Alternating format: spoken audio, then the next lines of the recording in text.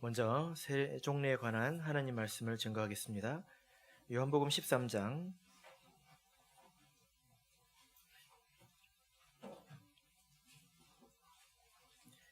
4절에서 11절까지 말씀을 저 여러분이 한 절씩 교독하겠습니다. 요한복음 13장 4절부터 11절까지 말씀을 한 절씩 교독하겠습니다. 4절. 저녁 잡수시던 자리에서 일어나 겉옷을 벗고 수건을 가져다가 허리에 두르시고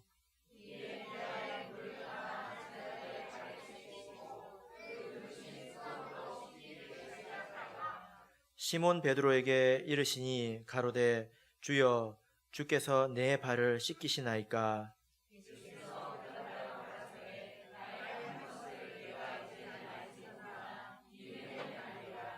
베드로가 가로되 내 발을 절대로 씻기지 못하시리이다. 예수께서 대답하시되 내가 너를 씻기지 아니하면 내가 나와 상관이 없느니라.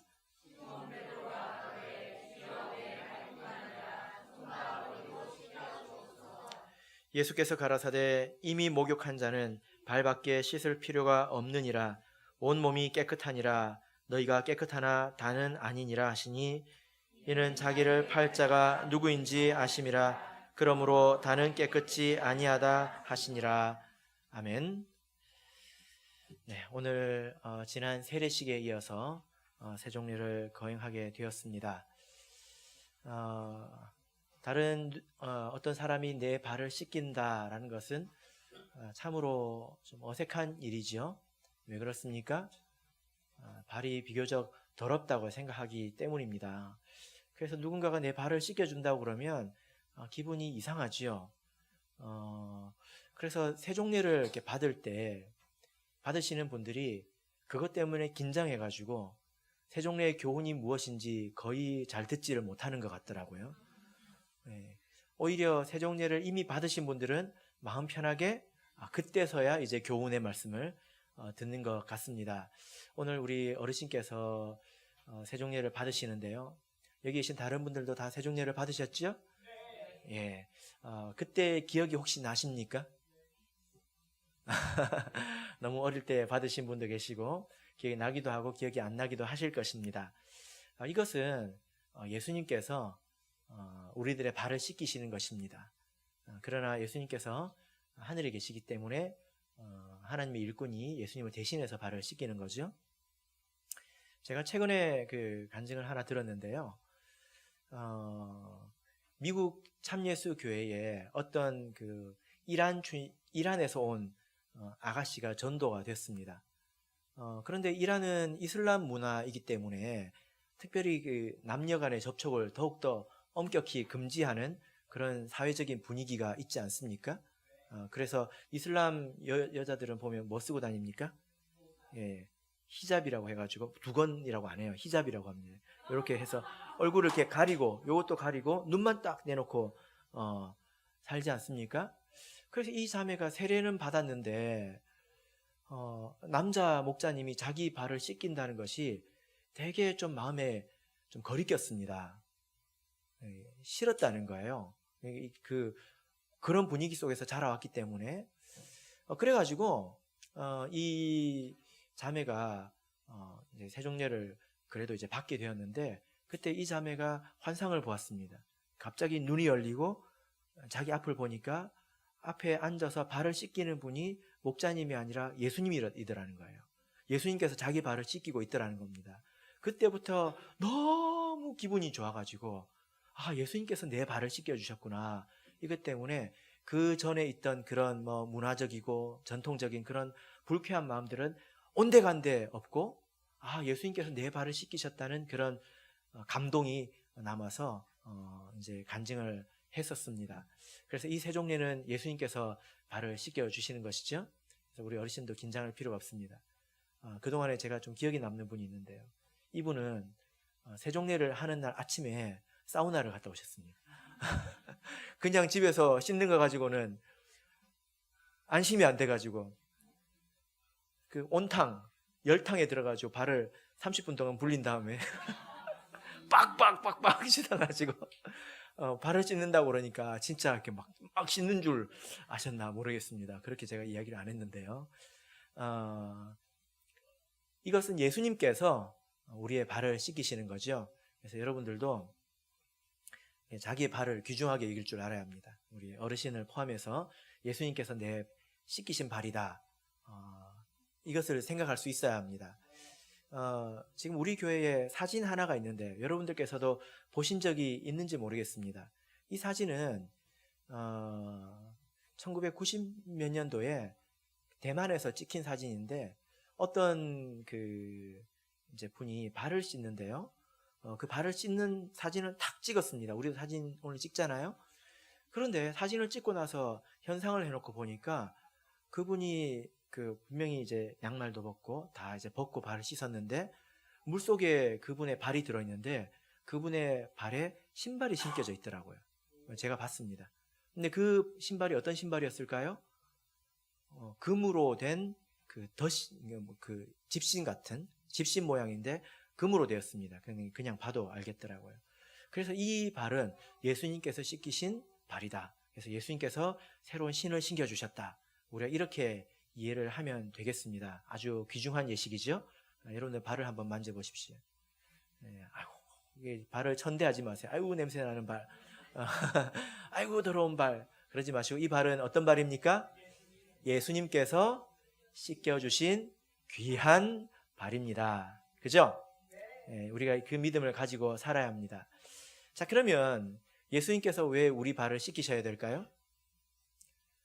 우리 성도님들께서 세례 그러면 왜 받아야 되는지 아십니다. 세례는 왜 받아야 됩니까? 죄사함. 이게 바로 이게 조건반사처럼 이게 나오지 않습니까? 그럼 세종례는 왜 받아야 될까요? 상관을 맺기 위해서. 그러면 제가 여쭤보겠습니다. 세례를 받으면 우리가 하나님의 백성이 되죠. 거듭나서 하나님의 자녀가 되죠. 그럼 하나님과 상관이 있습니까? 없습니까? 상관이 있지요. 그럼 세종례를 안 받아도 되겠네요. 상관이 있으니까. 그죠? 갑자기 조용해지는 것 같습니다. 우리가 생각해 보자는 겁니다. 세종례를 받으면 주와 상관을 맺고 그랬는데 여기서 네가 나와 상관이 없느니라 했는데 우리는 분명히 상관이 있거든요. 근데 왜 상관이 없다고 하셨을까요?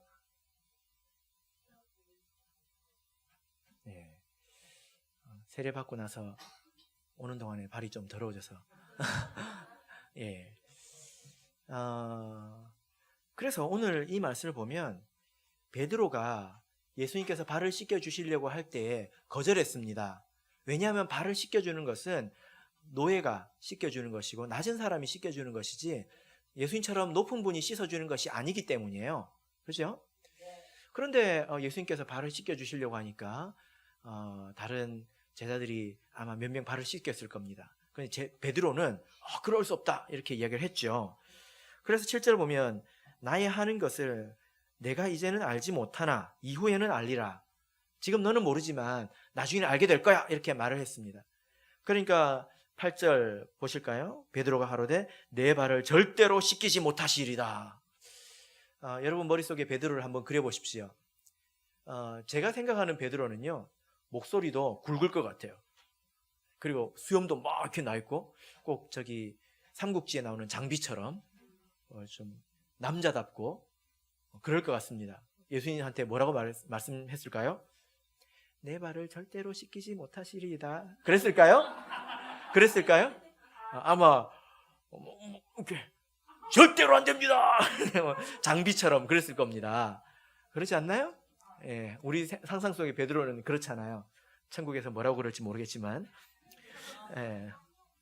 그런데 이 베드로의 말에 대해서 예수님께서 내가 너를 씻기지 않으면 내가 나와 상관이 없느니라 이렇게 말씀을 하셨습니다. 근데 이 말의 뜻을 베드로는 알았던 것 같아요. 이해를 했습니다. 그러고 나니까 9절에서 시몬 베드로가 가로되 주여 내 발뿐 아니라 손과 머리도 씻겨 주시옵소서. 그러니까 갑자기 더 많이 씻어달라고 하지요. 손도 씻겨주고 머리도 씻겨주고 다 씻어달라고 하지 않습니까?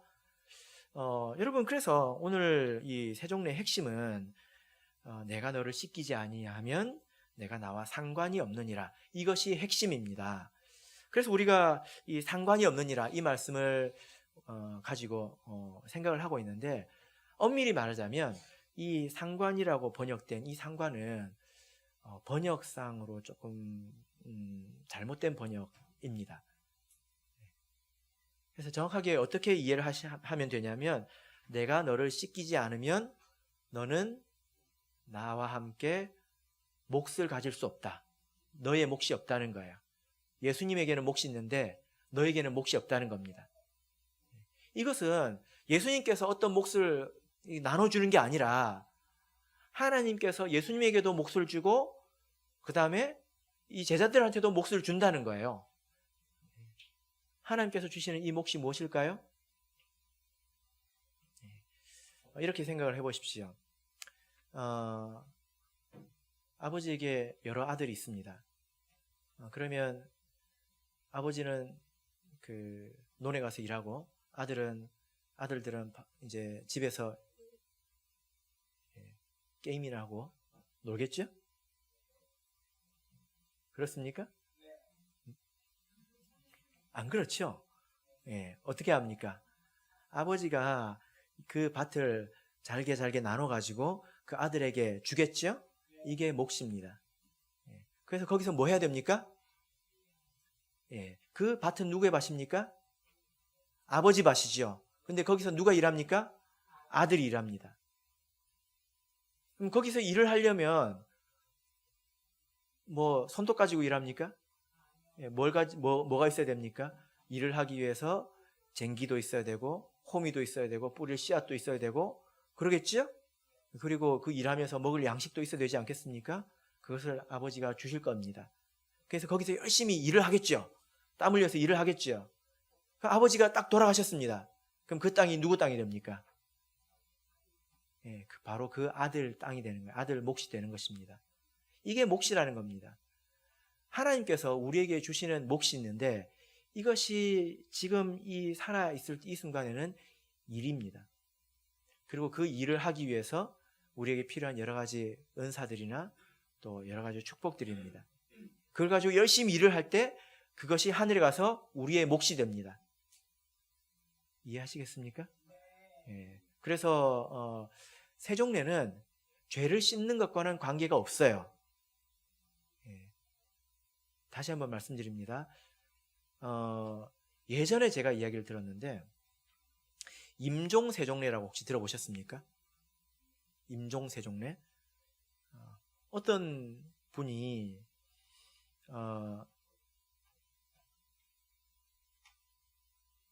신앙생활을 열심히 하시다가 돌아가시기 전에 이분이 발을 씻기를 원했습니다. 그런데 너무 안타깝게도 이분이 전쟁 중에 발목을 잃어버렸어요. 씻을 발이 없는 거예요.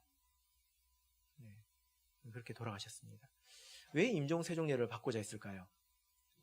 살아가면서 자기에게 죄가 있다고 생각했습니다. 세례를 받고 쭉 살아가면 우리가 또 죄를 짓지 않습니까? 그 마지막에 죽기 전에 임종세종례로 그 죄를 씻는다고 생각을 한 거예요. 그런데 그렇지 않습니다. 그것은 이미 우리 교회에서 결론이 난 것입니다.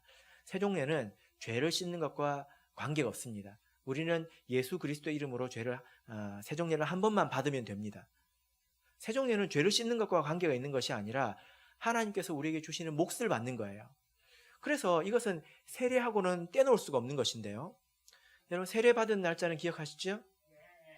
세종례 받은 날짜는 기억하십니까? 기억하십니까? 같은 날 받지 않았으면 거의 기억 못 하실 거예요. 저도 기억 못 합니다. 세례 받은 날짜는 기억하는데 세종례 받은 날짜는 기억을 제가 잘 못 하겠습니다. 왜 그럴까요? 이게 마치 바늘과 실과의 관계이기 때문이에요. 세종례는 태어나는 것을 말합니다.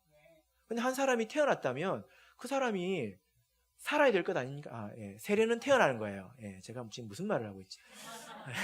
세례는 태어나는 것입니다. 영적으로 하나님의 백성으로 태어나는 거죠.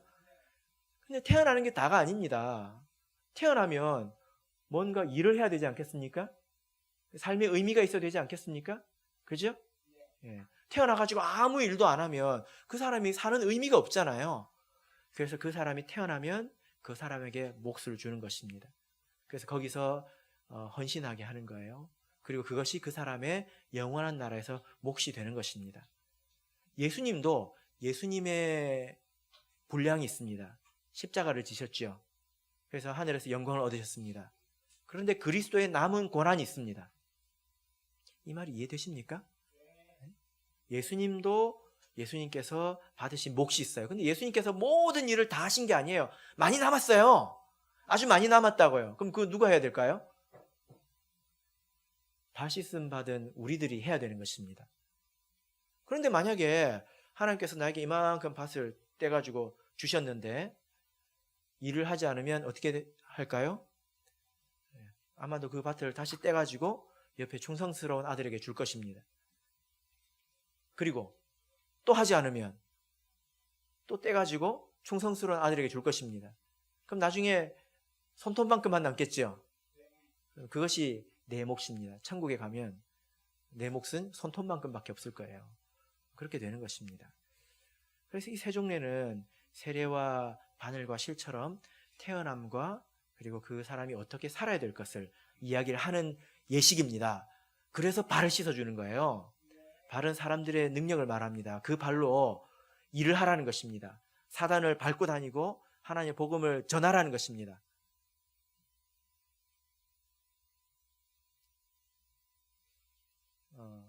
그래서 오늘 우리가 발 씻음을 받았다고 하는 것은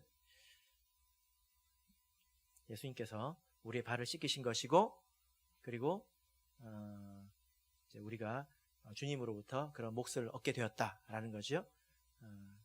세종례를 받으신 분들은 다 몫이 있습니다. 오늘 우리 이 어르신께서, 형제님께서 이제 세종례를 받으실 때에 이렇게 하나님께서 주신 몫이 그 나름대로 다 생기게 되는 것입니다. 이것을 믿음으로 우리가 세종례를 행하는 거죠. 그리고 예수님의 교훈을 따라서 서로 시행하는 세종례가 있습니다. 세종례를 서로 행할 때는 어떻게 씻어줄까요? 예수의 이름으로 씻을까요? 예, 그렇지 않습니다. 서로 씻어줄 때는 내가 씻어주는 거지 예수님이 씻어주는 게 아니에요. 제가 씻을 때는 어떻게 씻습니까? 예수님의 이름을 씻죠. 그건 제가 씻는 게 아니라 예수님이 씻는 거예요. 서로 씻을 때 예수님의 이름으로 씻는다 그러면 큰일 나는 거예요. 잘못된 것입니다. 그리고 성례로서 세종례를 씻는 것 이외에는 서로 씻어야 합니다. 그래서 올 초에 우리 학생부에서 선생님과 제자들 사이에 이렇게 발을 씻었는데요. 선생님들만 학생들 발을 씻었죠. 그런데 성경적으로 보자면 서로 발을 씻기는 것이 옳습니다. 학생들도 선생님 발을 씻겨줬죠. 우리 선생님들 기분이 어땠습니까? 예? 묘했습니까? 그러니까 우리는 서로 섬기는 관계가 되어야 된다라는 것입니다. 여러분 이것을 믿으십니까? 여러분에게 무엇이 있습니까? 세종례를 받으면 뭐가 있습니까? 내 몫이 있습니다. 내 몫이 뭡니까? 잘 생각해 보세요.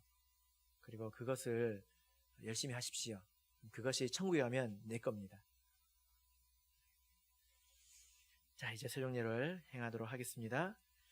세종례를 행하는 동안에 우리 성도님들께서 부록 7장을 찬양해 주시길 바랍니다.